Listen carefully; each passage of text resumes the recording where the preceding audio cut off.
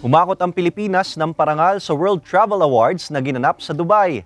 Narito ang report ni Paul Hernandez.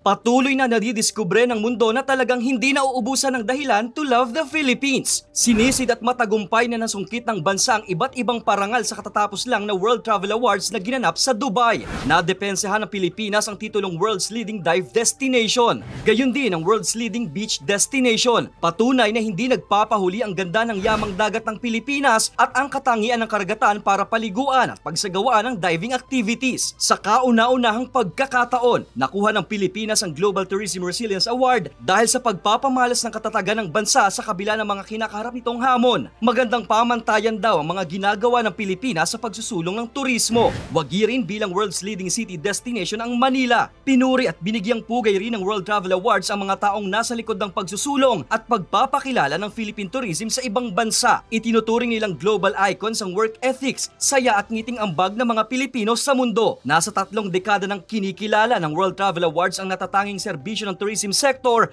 mula sa iba't ibang panig ng mundo. Paul Hernandez, Balitang Southern Tagalog.